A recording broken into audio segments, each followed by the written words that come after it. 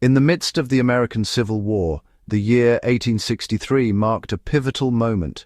Naval warfare, dominated by ironclad warships, was about to face a radical new threat from beneath the waves.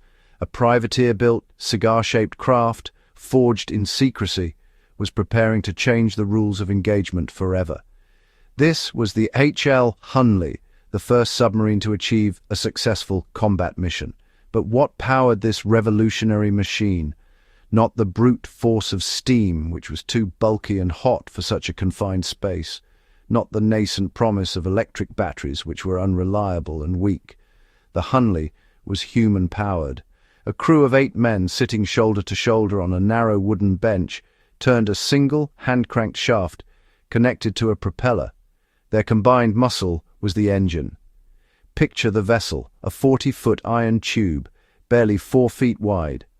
Its hull was a repurposed steam boiler, sealed with rivets. To dive, the crew would manually flood ballast tanks at the bow and stern using seacocks. To surface, they frantically worked hand pumps to expel the water. The captain navigated through 2 small viewing ports in the conning towers, steering with simple rudder linkages and controlling depth with the diving planes. There was no engine noise, just the rhythmic grunts of the crew, their breath, their sweat, and the relentless scrape of metal. Their desperate mission: to break the formidable Union naval blockade of Charleston, South Carolina, a stranglehold that was starving the Confederacy. The weapon was as audacious as the submarine itself, a spar torpedo.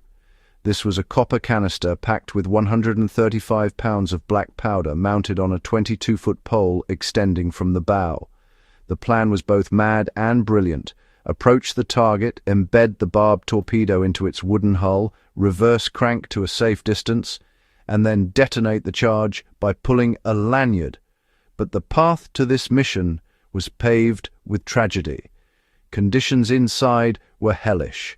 The Hunley had already sunk twice during training exercises, killing 13 crewmen, including its own inventor and namesake, Horace Lawson Hunley.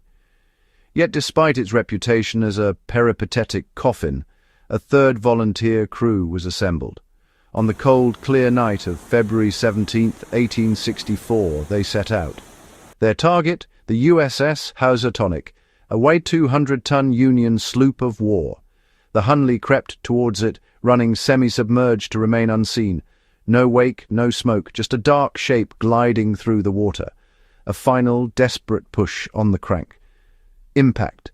The spar bit deep into the warship's hull.